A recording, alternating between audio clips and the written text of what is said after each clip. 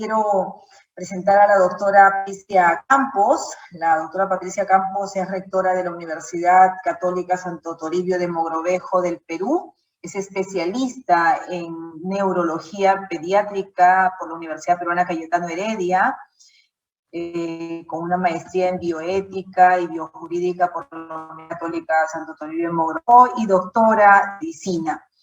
Es presidenta de la Comisión Nacional de Certificación para la Erradicación de Poliomielitis y actualmente asume también la segunda vicepresidencia de la subregión andina de la Organización de Universidades Católicas de América Latina y el Caribe, ODUCAL. Doctora Patricia Campos, muchísimas gracias por el espacio que nos pueda compartir ahora su experiencia. Bueno, buenos días y buenas tardes con todos. En primer lugar, muchas gracias a la SUB por haberme invitado a compartir este espacio con todos. Yo también quisiera compartir pantalla.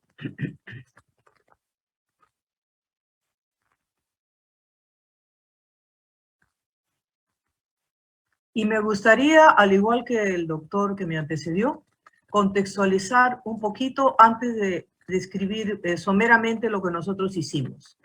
El año pasado, hacia fines del año pasado, se reunió en Buenos Aires una confederación de la OLACEF, y entonces una de las cosas que me pareció interesante fueron estos datos. Primero, que la crisis de la pandemia fue una crisis humanitaria que afectó a todos sin distinción. De acuerdo con la OIT, hubieron una disminución de 300 millones de puestos de trabajo. 500 millones de personas, el 8% del mundo, pasaron a engrosar los contingentes de pobreza.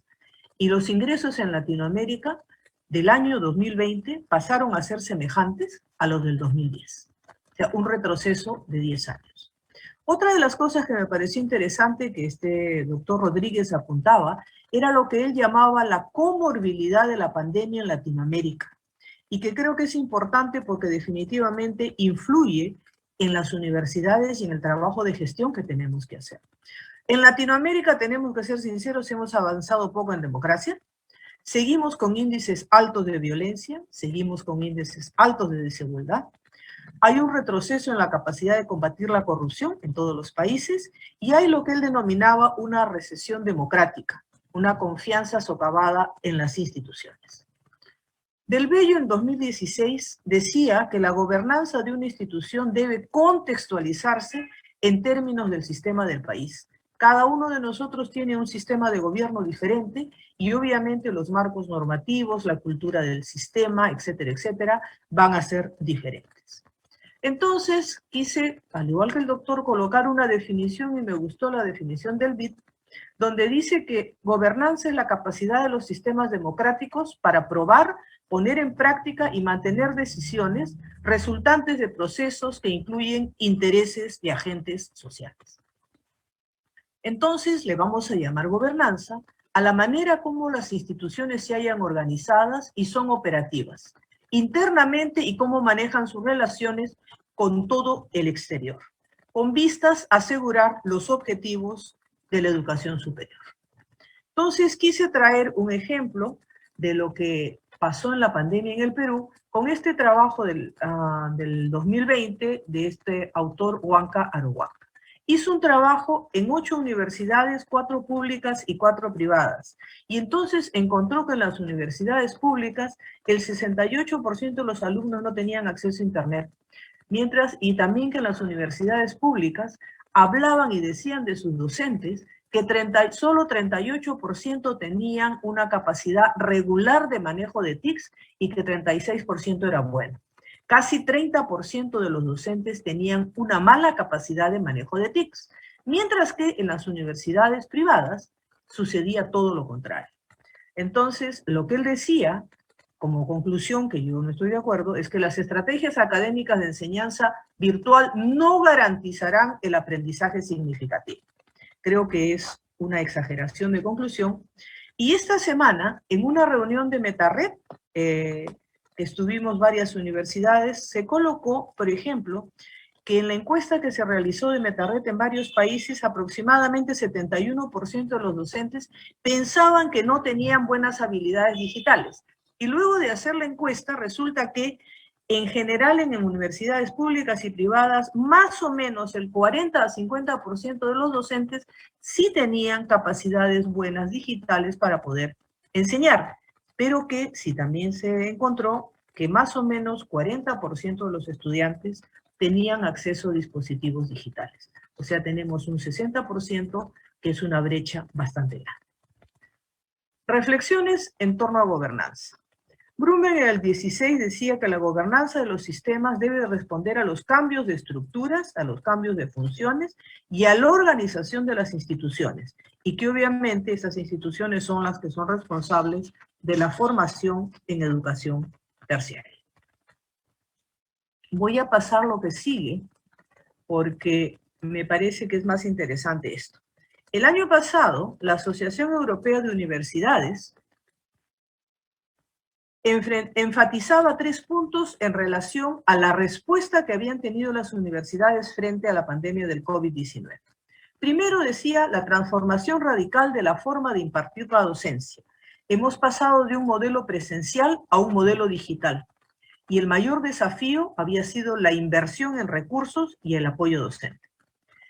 La segunda cosa que enfatizaba era el papel como agente social de la universidad, con el trabajo del voluntariado. Y lo tercero era la contribución de las universidades a las investigaciones y a la innovación en la lucha contra el agente que causa la pandemia. Entonces, ellos se preguntaban, ¿qué deberíamos tener las universidades para responder rápidamente a la pandemia? Y junto con esto, entonces, yo voy a ir enumerando aquellas cosas que nosotros hicimos. Mejor comunicación. Creo que todos estamos de acuerdo en que si no se comunican las cosas, obviamente no se van a poder hacer. Afortunadamente, pudimos comunicar nuestras decisiones de forma rápida. Solamente tengan en cuenta que nosotros somos una universidad pequeña, una universidad en el norte del Perú, y que tenemos una población estudiantil de la ciudad y de ciudades que son inclusive económicamente más comprometidas, Cajamarca, la zona de la selva, Tumbes, Piura. Entonces es una universidad que atiende a una población diversa. Nuestros estudiantes son hijos de pequeños comerciantes, por ejemplo, muchos de ellos no formales. Afortunadamente, pudimos comunicar las decisiones de forma rápida y nos costó solamente 3 semanas adaptarnos. La mayor parte de las universidades privadas lo hicimos en ese tiempo. Nosotros enviamos a casa a todo el personal de la universidad, hicimos protocolos de emergencia y empezamos a trabajar de forma remota. El personal de servicio fue el personal que entró último a la universidad y empezó a hacer su trabajo, que es el trabajo físico que tienen que hacer, ¿no?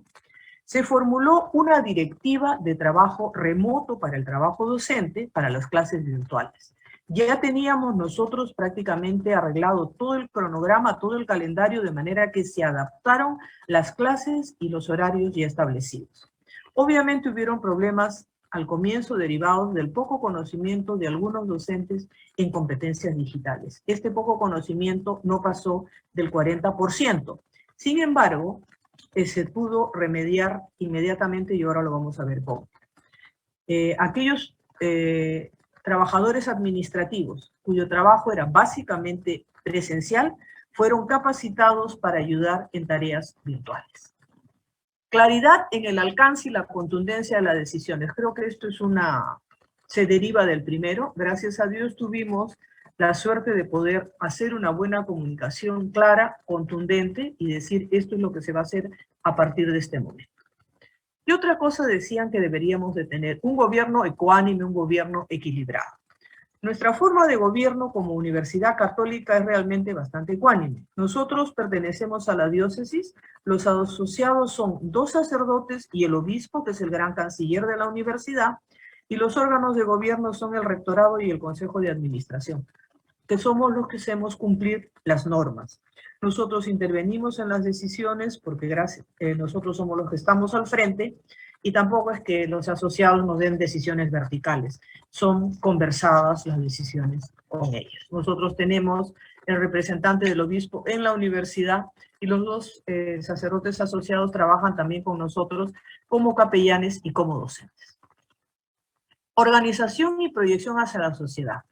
Afortunadamente, hace varios años venimos trabajando en un programa de responsabilidad social que se ha ido modificando en el tiempo, en el actuar, y que ahora es muy potente.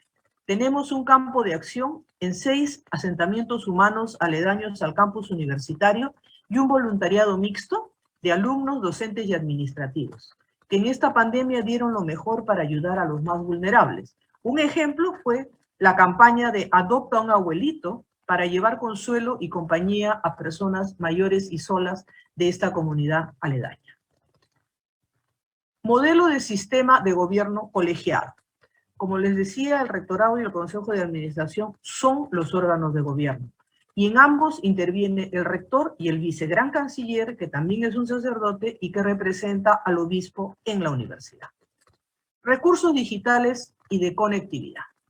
Ya veníamos usando la plataforma Moodle para la asistencia, para tomar la asistencia de los alumnos y los docentes. Lo que incorporamos fue el uso de la plataforma Zoom y aprender a usar las herramientas de Moodle. Yo creo que con bastante suceso. Hicimos una capacitación a 150 docentes, primero, con la Universidad de Salta, de Argentina. Y las réplicas al resto de docentes se hizo con estos mismos docentes capacitados. A los alumnos también se les inició en el uso del Zoom y nosotros ofrecimos beca de internet. No ofrecimos 2.000 como había ofrecido el rector anterior. Usamos más o menos 500 becas de internet porque las dimos a los jovencitos que estaban en situación más precaria económicamente y a los jóvenes que estaban un poquito más distantes. Posteriormente se ha ido mejorando esto. Y si el primer un alumno que cogió una beca de internet en el primer semestre salió jalado o no estudió, entonces en el segundo semestre se averigua por qué, y si resulta que era porque por otros motivos y no por la beca de internet, ya no se le da la beca de internet. Nosotros, cuando hemos evaluado todas estas cosas en los alumnos, hemos encontrado que la satisfacción de los alumnos con las clases, con el internet, etcétera, ha superado el 80%. Plan estratégico flexible. Al inicio de la pandemia, y como no sabíamos todavía la magnitud del problema, se tomaron las situaciones como si fueran temporales, y pasados 6 meses ya nos sentamos a revisar y tuvimos que reformular el plan estratégico porque se tuvo que redireccionar el gasto y postergar muchas de las acciones que estaban prontas a ejecutarse. Sí, tengo que reconocer que en este redireccionamiento del gasto hemos empezado a construir laboratorios que nos estaban faltando. Modelos de campus inteligente. El modelo de campus inteligente obviamente no es un modelo que se vaya a alcanzar tan ya, pero esta pandemia nos ha dado la oportunidad de trabajar más de cerca los procesos que nos faltaban hacer y sistematizar. Hemos hecho un cronograma que estamos cumpliendo y hacia fin de año probablemente tengamos 80% de los procesos ya completos y sistematizados. Contribución a la investigación.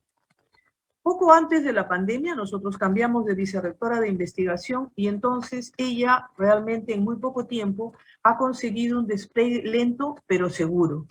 En esta pandemia, cada una de las facultades ha conseguido presentar por lo menos un trabajo con respecto al COVID. Nosotros también hemos ampliado, hemos aumentado prácticamente el doble de las publicaciones en revistas indizadas.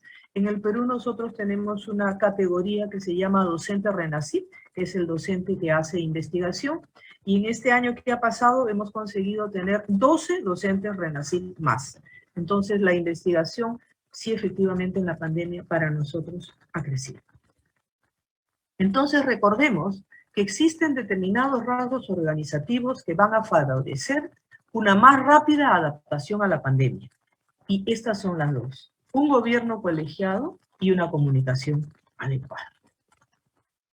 De acuerdo con Amado, las universidades deben ser vistas como organizaciones adaptativas, que responden y se adaptan a los cambios externos que surgen y que gestionan las interdependencias con sus entornos para salvaguardar sus propios intereses organizativos de desarrollo y de supervivencia. Y yo creo que esto es lo que nos ha pasado a todas las universidades en América Latina. Hemos conseguido gestionar, hemos conseguido desarrollar y obviamente hemos tenido que sobrevivir.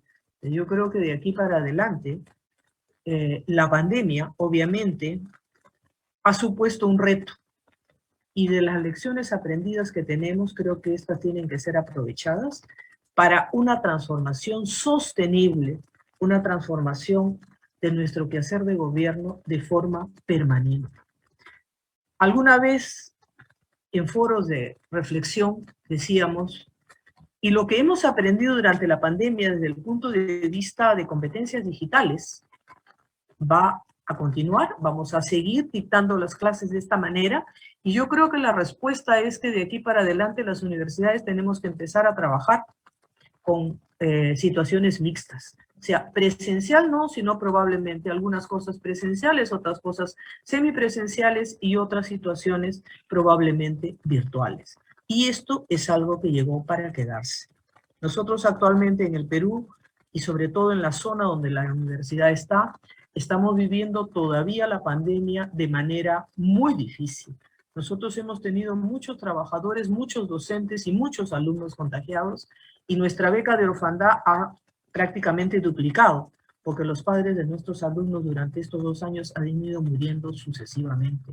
Entonces creo que la manera de todas las cosas uno siempre tiene que sacar algo positivo. Y la pandemia nos ha enseñado, como decía el doctor, creo yo, a que gobernemos de una manera de repente más cercana, de una manera más expeditiva, y que aprendamos de las lecciones, que sí se puede trabajar no solamente de manera presencial, sino de una manera mixta.